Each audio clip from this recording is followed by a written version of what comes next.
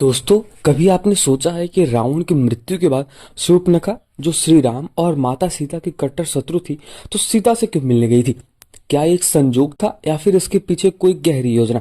तो आज की वीडियो में हम आपको एक ऐसी कहानी के बारे में बताने जा रहे हैं जो रहस्यमयी भी है और साथ ही साथ आध्यात्मिक भी है। इसे सुनने के बाद आपके मन में न केवल रामायण के पात्रों को केवल एक नया दृष्टिकोण बनेगा, बल्कि यह भी समझ आ जाएगा कि यह घटना हमारे जीवन में क्या संदेश देती है। लेकिन उसके लिए आपको वीडियो में अंत तक बना रहना पड़ेगा, और अगर वीडियो पसंद आती है तो वीडियो को लाइक जरूर करना और चैनल को सब्सक्राइब तो अवश्य कर देना। जैसा कि आपको भी पता ही होगा कि रावण के वध के बाद भी शूर्पणखा के मन में बदले की आग बन रही थी। जब भगवान श्री राम ने माता सीता को त्याग दिया था, उसके बाद शूर्पणखा उन्हें भड़काने के लिए गई थी, परंतु माता सीता ने कुछ ऐसा कहा जो सबके जीवन का मंत्र बन सकता है। रामायण और महाभारत की कथाएं हमें जीवन में आगे बढ़ने के लिए सीख देती है। रामायण की मुख्य कहानी तो हम सब पढ़ते हैं और सुनते हैं और देखते भी है। हालांकि कुछ ऐसे किस्से भी है जो कम लोग जानते हैं। रामायण के हर पात्र से कुछ न कुछ हम सीख सकते हैं और उससे सीखने को भी मिलती है। इसमें वर्णित घटनाएं भी हमें जीवन में जीने और रिश्ते निभाने की कला भी सिखाती है। रामायण शूर्पणखा की भूमिका काफी अहम रही है। एक कथा के अनुसार रावण के मरने के बाद शूर्पणखा माता सीता से मिलने पहुंची थी। अब इस कहानी के बारे में कुछ इस प्रकार बताया जाता है कि राम और रावण की झगड़े की जड़ शूर्पणखा ही थी। रावण के मरने के बाद शूर्पणखा का जो बदला था वो पूरा नहीं हुआ था। जब शूर्पणखा को ये पता चला कि राम ने माता सीता को त्याग दिया है, उस वक्त उसने ऐसा सोचा कि अभी मैं अपना काम कर सकती हूँ और जले पे नमक भी डाल सकती हूँ, अब यही वक्त है।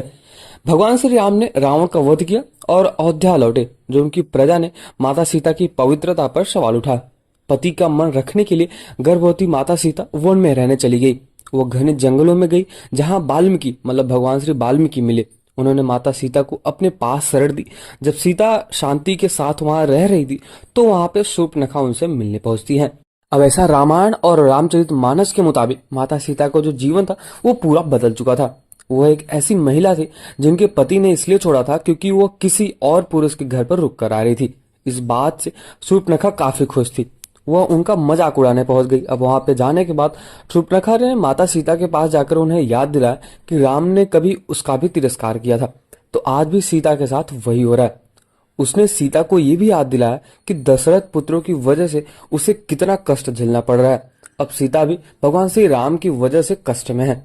माता सीता ने शांत भाव से शूर्पणखा को बैठाया और बैठ दिए। कहा कि ये उतने ही मीठे हैं जितने कि मंदोदरी की बगिया के थे। उकसाने से प्रभावित सीता को मुस्कुराते हुए देखकर शूर्पणखा और तिलमिला गई। ये चीज तो सबके साथ ही होता है। अगर कोई भी इंसान जले पर नमक डालने आता है और सामने वाला इंसान बहुत ही अच्छी तरीके से उसको अगर हैंडल करे ना, तो दिमाग खराब हो जाता है किसी का भी। अब शूर्पणखा को ये उम्मीद था कि माता सीता दर्द में तिलमिलाएंगी, बट उन्हें तो कोई कष्ट भी नहीं आया। वो तो हमेशा एकदम खुश होकर सब कुछ सुन रही थी और यहाँ तक कि वो जवाब भी दे रही थी। अब इसके बाद जब माता सीता जरा भी दुखी नहीं दिख रही थी, तो उन्होंने अपनी किस्मत और उस दर्द को स्वीकार कर लिया। शूर्पणखा को तिलमिलाया देखकर सीता जी बोलती हैं कि मैं अपने आसपास के लोगों से कब तक प्यार के बदले पाने की उम्मीद रखूं।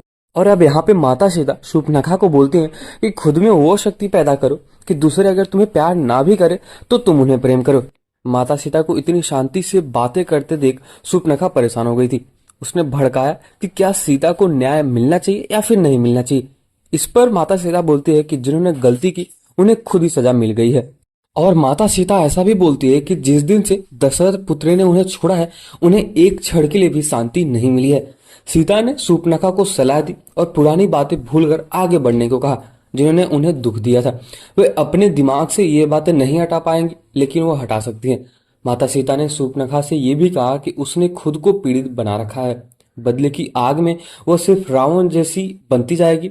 और साथ ही साथ सीता जी ये भी बोलती है कि अपने भाई सगे संबंधियों के मरने और महल जलने के ऊपर उठिए। संस्कृतियां आयत आती जाती रहेंगी और ये जो दुख है और ये सुख है ये भी आता जाता रहेगा। भगवान श्री राम और रावण भी आते जाते रहेंगे। प्रकृति ऐसा ही रहेगा। माता सीता बोलती है कि मैं इसका ही आनंद ले रही हूँ। और इसके बाद माता सीता ने शूर्पणखा को ये बताया कि रावण की मृत्यु का कारण माता सीता खुद नहीं थी, बल्कि आध्यात्मिक कारण था।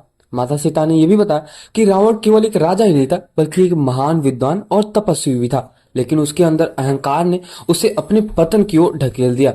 और माता सीता ये भी बोलती है कि जब रावण ने मुझे हरा था तब उसने मेरी देह को खाली कैद किया था, मेरी आत्मा को नहीं।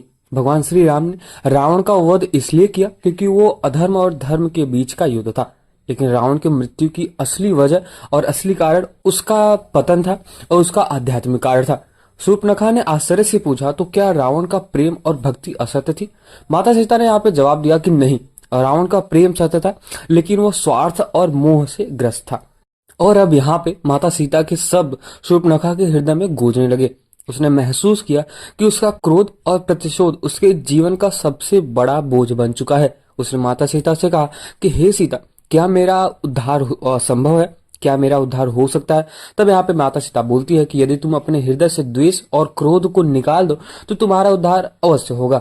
शूर्पणखा ने सीता के चरणों में गिरकर क्षमा भी मांगी और उसके साथ ही साथ उसने अपने सारे पापों को स्वीकार किया और अपने जीवन को धर्म और सेवा के मार्ग पर लगाने का प्रण लिया।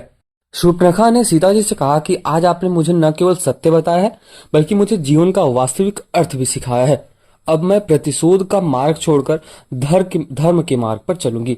तो हमें ये कहानी जो मैंने आज आपको बताई, तो चलिए फिर अभी हम ये जानते हैं कि शूर्पणखा वहां पे पहुंची कैसे। तो सबसे पहले शूर्पणखा ने बहुत ज्यादा तपस्या की, मतलब भगवान ब्रह्मा जी और भगवान शिव की। तब उन्होंने ऐसा वरदान दिया कि जो आपको करना है आप कर सकते हो। तब यहाँ पे शूर्पणखा ने अपना रूप बदल लिया और कला का उपयोग करके और बहुत ही साधारण स्त्री का रूप धारण किया। वो अयोध्या की ओर निकल पड़ती है और उसका लक्ष्य स्पष्ट एक ही था कि सीता से मिलकर सत्य का पता लगाना। अयोध्या पहुंचने पर उसने माता सीता को अशोक वाटिका में ध्यान करते हुए देखा। सीता की आंखों में गहरी शांति और करुणा थी। शूर्पणखा को आश्चर्य हुआ कि उसने ऐसा सोचा कि यह वही स्त्री है जिसकी वजह से मेरा परिवार नष्ट हो गया, फिर भी इसके चेहरे पर इतनी शांति क्यों है? शूर्पणखा ने यहाँ पे माता सीता से कहा कि हे जनक नंदिनी, मैं तुम्हारे शत्रु की बहन हूँ। मैं वही हूँ जिसने तुम्हारे जीवन की कठिनाइयों को भर दिया है। लेकिन आज मैं सत्य जानने आई हूँ। रावण की मृत्यु के बाद मेरा हृदय अशांत हो गया है। क्या तुम मुझे ये बता सकती हो कि रावण की मृत्यु क्यों हुई थी? माता सीता ने यहाँ पे मुस्कुराते हुए उत्तर दिया कि शूर्पणखा, रावण की मृत्यु का जो कारण था वो अधर्म था। वो असत्य के मार्ग पे चल रहा था। तो सबसे बड़ा कारण यही था। अगर इसको ठीक तरह से देखो और गहराई से इसको समझो तो आपको सब कुछ पता चलेगा कि रावण का जो मृत्यु हुआ वो सबसे बड़ा जो रीजन था, सबसे बड़ा जो कारण था, उसके आध्यात्म की थी। वो इतना बड़ा अहंकारी हो गया था कि आने वाले समय में वो कुछ भी कर लेता। इसलिए उसने मेरा खुद का हरण किया। और साथ ही साथ बहुत सारे ऐसे लोग थे जिनको रावण ने मारा था। तो कुछ इस प्रकार से रावण और शूर्पणखा और माता सीता के बीच में कुछ ये संवाद था, जो कि ये दर्शाता है कि आखिर क्रोध को अगर शांत कर लिया जाए, किसी भी इंसान को अगर आगे जाना है तो अगर वो अपने क्रोध को और पश्चाताप को शांत करके आगे बढ़े तो हमेशा कुछ ना कुछ कर सकता है। और इसके साथ ही साथ हमें ये भी पता चलता है कि माता सीता और शांति और करुणा से ये भी प्रेरणा मिलता है कि अपने जीवन को एक नई दिशा देनी चाहिए हमेशा की ओर। तो अगर आपको ये वीडियो पसंद आई हो तो वीडियो को लाइक जरूर करें और चैनल को सब्सक्राइब तो अवश्य कर दें। और जाते जाते अगर कुछ भी आपको सुझाव देना है, सलाह देना है, तो भी आप कमेंट सेक्शन में कर सकते हो। मिलते हैं किसी और वीडियो में फिर।